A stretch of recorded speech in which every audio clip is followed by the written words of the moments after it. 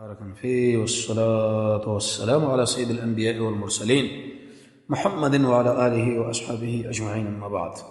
زموږ اوس خبره شروع په باره د هغه خویونو کې چې انسان په هغې باندې جنت ته ورځي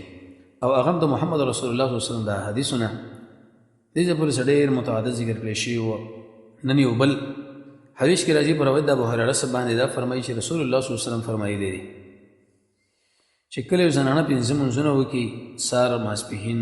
مازدیګر، ماښام، ماخوستن، او د رمضان د میاشتې روژه ونیسي او د خپل فرج حفاظت وکړي، ځان غلط استعمال نه کړي، چا له ښکاره نه کړي او اطاعت د خپل خاوند وکړي، نو دخلت من ای ابواب الجنت شاءت، د جنت د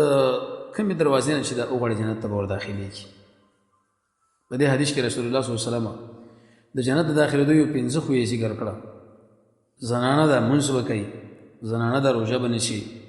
زنانه د فرج حفاظت به کوي، زنانه د خاوند خبره به مني او زنانه د دغه ټول کارونه به کوي. دا داسې امور دي چې کله زنانه خپل کې هر سړی خور مور لور لرو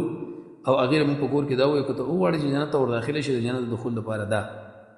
څلور امور د پنځو امور د عمل کې راوالی. یو بل سبب دا دی، حدیث کې راځي په روایت د ابو امامه باندې رضی الله تعالی عنه، هغه د محمد رسول الله صلی الله علیه وسلم نقل کوي. هغه فرمایي چې الله عز وجل فرمایي ای د آدم بچیه چې کله ته صبر وکړې او نیت د ثواب په هغه وخت کې چې اوله ضربه تاله ورسېږي، نو زه نه خوښوم تا دپاره ثواب دون الجنه سوا د جنت نه. الغرض په دې حدیث کې رسول الله صلی الله علیه وسلم یو بل سبب د جنت د داخلېدو ذکر کې هغه دا چې کله انسان له مصیبت ورسېږي او د په اول وخت کې وویلی چې انا لله و انا الیه راجعون، الله موږ ستا یو ته زمنګي تاله به درې ګرځو جنت ته به ته داخلېږي. د صبر به تقریبا 14 پیدې دي، یو پکې فیدل دا ذکر شو سړی به جنت ته ور داخلېږي او 10 اثار دي، تقریبا 38 احادیث ته یو سلو آیتونه. ابن قیم رحمه الله په دې باره کې کتاب لیکلی دی، عده شپږ فصلونه باندې دا مشتمل کړی دی. نو صبر. یو بل حدیث کې دا راځي په روایت د انس بن مالک باندې، هغه فرمایي چې ما د نبي صلی الله علیه وسلم اوریدلی دی، هغه فرمایي الله عز وجل فرمایي چې کله امتحان راولم په خپل بنده باندې په باره د دوو سترګو او دا پې صبر وکړي، دواړه تړندې کم کمزورې کم ضعیفې کم، نتیجه به دی چې په عوض کې دله جنت ورکوم. حبیبتې ذکر دی محبوبې دي په دې د ژوند دی دلیل چې په دې خبره باندې شکل تعالی مصیبت تکلیف د سترګو ورشي دو دور باندې صبر وکړي، نتیجه به دی چې الله به تا جنت ته بوځي. یو بل سبب حدیث کې دا هم راځي، قره ابن یاس فرمایي چې یو سړی پیغمبر ته راغی، د هغه سره یو بچی و صلی الله علیه وسلم، نبي کریم علیه الصلاة والسلام راغی، رسول الله صلی الله علیه وسلم ورته ته سره مینه کوي، هغه ورته وویلې، فقال هغه ورته وویلې، یعنې معنا دا شوه چې پیغمبر علیه الصلاة والسلام دې سړي له ویلې چې ته د سره مینه کوي که مینه ورسره نه کوي؟ هغه ورته ویل ولې نه. په دې وخت کې پیغمبر ویلې چې اصل دې ملګرو ویلې دا سړی دا ماشوم مړ شو. رسول الله صلی الله علیه وسلم د دې سړي پوښتنه وکړله چې څنګه چل دی؟ نو ویې ویلې چې هغه بچی دی هغه مړ دی. نو وی ویلې تا نه خوشحاله دا خبره ان لا چې ته به نه ځې یو دروازې د دروازو د جنت نه الا مګر ته به دا منده کې د هغې سره یسعا چې منډې به وایي او تا لپاره به دروازې خلاصوي. الغرض سړی دی وړوکی بچی الله ورکړی بچی ده او په دې وخت کې دا مړه شول او صبر یې پرې وکړي او د دې بچي ورسره پلار ورسره مینه ده، نتیجه به دی چې دا به په ورځ د قیامت د جنت د دروازو مخکې دله منډې وایي او ګیټ به ورته خلاصوي چې راځه پلاره په دې باندې را داخلېږي. په یو بل روایت کې راځي په روایت د ابو موسی اشعري باندې رسول الله صلی الله علیه وسلم فرمایلی دی چې کله یو سړی د یو چا بچی مړ شي، الله عز وجل ملایکو له وایي چې زما د دې بنده د بچي روح تاسو قبض کې وی آو وی چې کله مو قبض کې نو څه یې ویلې؟ وی هغه حمیدکه ستا حمد ویلو انا لله و انا الیه راجعون. الله عز وجل ورته وایي تاسو ګواه شئ په دې خبره جوړ کړئ زما دې بنده لپاره یو کور په جنت کې او نوم ورته کړئ بیت الحمد. الغرض کله چې د سړي بچی مړ شي دا ور باندې صبر وکړي او انا لله و انا الیه راجعون وایي، نتیجه به دی چې الله عز وجل په دقه امر باندې جنت ته داخلي. یو بل روایت کې راځي په روایت د عتبه باندې، وی ما د رسول الله صلی الله علیه وسلم اورېدلی، هغه فرمایي چې هېڅ مسلمان نشته چې د هغه دپاره 3 بچي مړه شي چې بلوغ نه وي رسېدلی مګر دا به د دې سړي سره مخامخ کېږي د جنت پرې دروازو کې د اتو کې من ایهما شاء دخله، د کومې ونه چې وغواړي په هماغه باندې به دا ور داخلېږي. الغرض 3 بچي دې مړ شوه، بل روایت کې راغلی 2 بچي دې مړ شوه، بل روایت کې راغلی د 1 بچی دې مړ شو او تا پې صبر وکړې، نتیجه به دی چې په ورځ قیامت به الله عز وجل تا جنت ته داخلي. دا به در نه مخکې ګېټ به ته خلاصوي. بچی خدای سي مړ شو بیرته پر غمونو باندې راژوندې کېږي نه. انس بن مالک فرمایي چې رسول الله صلی الله علیه وسلم فرمایي ما من الناس نشته د خلقنا یو مسلمان چې مړ شي د هغه لپاره 3 بچي چې بلوغ ته نه رسېدلی مګر الله عز وجل به دا جنت ته داخلي په فضل د خپل رحمت باندې. یعنی معنا دا شوله الا ادخله الله الجنه، الله عز وجل به دا سړی جنت ته داخل کړي په سبب د رحمت د هغه دوی لره. دې کې 3 بچي راغله بلکې 2 بچي راغلي دي ځکه حدیث کې دا راځي رسول الله صلی الله علیه وسلم فرمایي الله عز وجل فرمایي وما لعبد المؤمن عندي نشته زما د مؤمن بنده زما سره بدلا چې کله د هغه صفي یو غوره ملګری وارم د دنیا نه او دا ور باندې ثواب نه دوی مگر جنت ستا یو ملګری دی ترزوی دی پلاړ دی ورور دی مسیمپیر دی محبوب دی تعالی په دې وخت کې پیښه دار چې هغه مړ شو صبر دی په وکي نتیجه به ان شاء الله عز وجل به داخله وجنه تعالی جنت درکړي.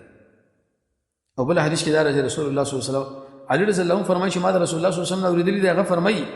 هیڅ مسلمان نشي چې هغه مسلمان سړي ته پوښتنه وکړي سار مگر ماقام پر ورته اوې سره ملک دعاګانې غواړي چې ماقام شي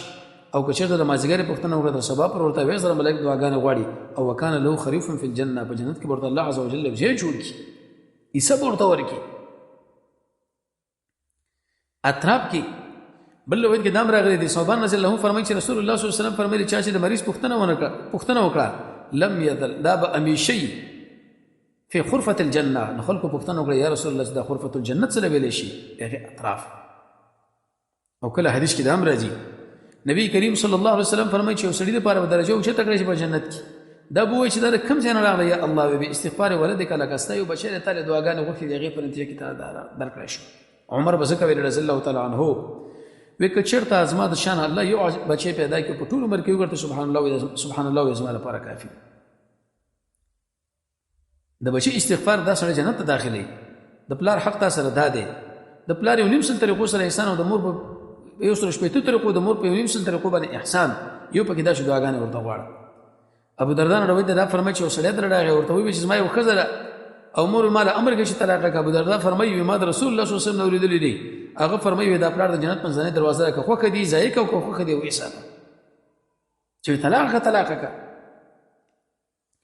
یو بل لوی کې دا راغلی چې یو کس راغی پیغمبر علیه السلام له ورته ویل یا رسول الله اراده لرم چې څنګه لاړ شم غزا وکم خو راغلی مستاس سره مشوره وکم هغه ورته امور دې موجوده لري او وی دغه سره لازم شفه ان الجنه زکه دا جنت دغه دی کوله دی دغه پر رضا کې د الله رضا دغه په خدمت کې جنت. عبد الله بن عمر فرمایي غد رسول الله صلی الله علیه وسلم نقل کوي رسول الله صلی الله علیه وسلم فرمایي د الله رضا پر رضا د پلار کې دا او د الله قهر د پلار کې دا ک پلار د خوشاله کې الله د ناراضي او ک پلار د غصه کې الله نه خپالي. یو بل حدیث کې دا راځي عائشہ رضی الله عنها فرمایي رسول الله صلی الله علیه وسلم فرمایي وزو دش خپل ځان مول په جنت کې و ما دی قاری صاحب आवाज ولیدو واوریدو چې هغه قران لوستو و ما پښتنو کړه دا څوک دی دا حارث بن نعمان دی. پیغمبر علیه السلام فرمایي چې کذالک البر دقشان لیکي دا دقشان لیکي دا و دا په ټول انسانانو کې د څه سره د مور سره ډېر غټ احسانات لرل الله عز وجل دغه د وجه جنت ته داخل کی. او بل وخت کې دا راغلی د ابن عباس فرمایي چې رسول الله صلی الله علیه وسلم فرمایي اهل الجنه جنتين اغه څوک دي چې الله رب العزت دغه وګونه ډکې د خلکو د سنانه د خیر دله خلک د خصيفتونه بیان دا رقم سره دا رقم سره پیغمبر فرمایي ته پوښتنه جنتی او هو اسمه د خپل اوري او د ور ولا اغه څوک دی چې د وګونه د خلکو د خبرونه ډکړي چې هغه د مبارک بدی بیان او د اوري الغرض جنت ته داخلي دل دا معنا ته اوغړ جنت ته داخل شم د غیر لپاره د اسباب دا کم چې ویل شو یو چې داخل استاکه تشکیل وکي دیم د مور سره احسان وکا دریم پلار خوشاله وساته څلورم د مور سره نیکی وکا او پنځم مور پلار له دعاګانې وغواړه شپږم د قشند مریض ته پوښتنه کوه او هم د غیر سره دا چې نیک ملګری د مور شو په غیبه باندې صبر وکا او اتم درې بچي دو بچي یو بچي د مور شو په غیبه وخت کې صبر وکا او بل نه هم دا چې کله د بچي مور شو الحمدلله او انا لله وانا الیه راجعون دا لسم چې کله یو سړی نه د دوستر کې الله عز وجل والي دور باندې صبر وکي او یو لسم چې کله سړی له مصیبت ورسېدو او د په دې وخت کې صبر وکي په اول وخت کې نتیجه به د جنت رب العالمین دې امر توفیق مو تاسو سره نصیب کې وصلی الله تعالی علی خیر خلقه محمد.